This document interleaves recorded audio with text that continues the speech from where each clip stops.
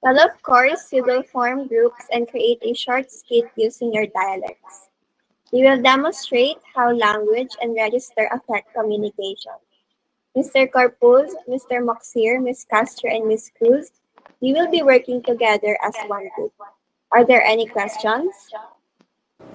None, ma'am. None, None, ma'am. ma'am. Okay, class dismissed. Okay, before we start, do you guys remember what happened yesterday? The whole body thing? Ay, oo. Buti na lang talaga hindi ko sinigaw sa buong hallway. Yun yung pinaka-confused na naramdaman ko sa buong buhay ko. Dili jud ko kalimot. Aba, nakigisaway ni si ma'am. I swear you guys just stopped walking all of a sudden. I thought you saw a ghost or something. Tapos ang lala ng tinginan nyo. Parang may nabuong conspiracy sa isip nyo, di ba? Well, paano kasi? Sa Ilocano, bati means sumpa or malas. Akala ko may alam kayong hindi namin alam. Sa Bisaya pa jud. Bati means pangit o masama. As in, hala abi nakigisaway ni si ma'am. Wait, so you both thought we were either cursing mom or calling her ugly? Oh my God, kaya palang tahimik nyo bigla. Akala nyo may masamang balak kami? Kinda. I mean, you both said it so casually. Like, tara bati tayo kay ma'am. Tapos nakangiti pa kayo. Mao jud, naapay yun mo happy energy. Nakating jud ko, hala, unsay jay gibuhat ni ma'am. Oh, wow. That was a full on misunderstanding. So all this time, we just meant to greet mom, but you two thought we were about to start drama? Buti na lang hindi mo sinigaw sa buong hallway. Imagine kung narinig tayo ng ibang Ilocano or Bisaya. Kung hindi sure jud ko, patay na ta kay Ma'am Jade. Alright, let's focus now. We need a solid plan for this activity. Okay, so I was thinking, what if we start with a funny misunderstanding like what happened yesterday? Tapos we can each introduce our dialect through a short conversation pero may twist. Kunwari may hindi nagkakaintindihan. Tapos may part na parang comedy sketch kasi 'di ba ang daming words na ibang meaning per dialect. So baka pwede nating i-highlight yung like Janica, ayaw pagsaba. Di ko makahuna-huna. Ha? Anya nga problem isa ba? Ang team ako na yun dito eh. Mga nakalaang. Ha? Apay, bawal mga tisa ba dito eh? Hala, Fahad, wala ko nagsulting saging. Giingnan lang ta ka nga ayaw pagsaba, meaning huwag kang maingay. Saan ba nga jay sa nga banana tikayat mo nga saon?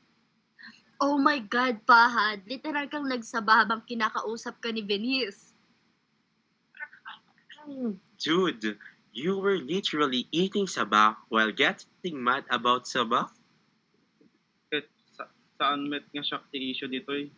Dili oy, ikaw ra nagbutang sa imong kaugalingon sa problem. Agtatangkan, apay, defensive met na tisaging ko.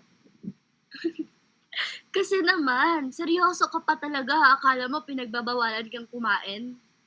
Ija Ilocano sa bakit saging laang kasat no mamok tumahimik. Met tikayat yung nga saon. So while Janica and I were brainstorming, you were guys busy questioning if you had the right to eat your banana?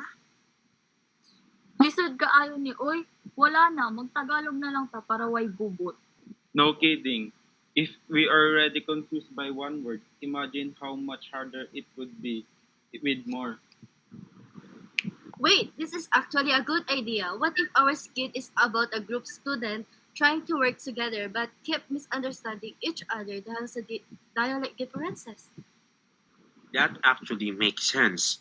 We can use what just happened as inspiration, like small everyday miscommunication that escalate just because of different meanings.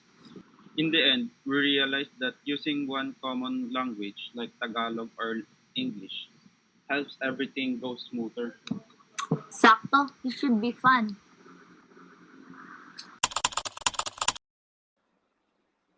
Alright, that was a great performance. Now let's talk about the challenges you encountered while preparing for this skit. What difficulties did your group face? Ma'am, we realized that language and register really affect our communication. At first, we all used our own dialect, thinking it would be fine, but we end up misunderstanding a lot. Simple words like saba and bati meant completely different things to each of us, and it would cause so much confusion. I see. And how did you handle those misunderstandings? Well, at first we just kept getting confused, but eventually we decided to switch to Tagalog so we could all understand each other better. It made everything easier because we weren't second guessing that what the other person meant anymore po. That's a great strategy. So, what did this experience teach you about communication? We learned that language is more than just words. It's also about understanding context, culture, and how people use words differently. Just because we think we're saying something simple doesn't mean the other person understands it the same way. Being aware of those differences help us avoid misunderstanding and communicate more effectively po. Exactly. That's the key takeaway from this lesson. Language and register can either help us connect or cause confusion, but with awareness and effort, we can bridge those gaps. Well done, everyone.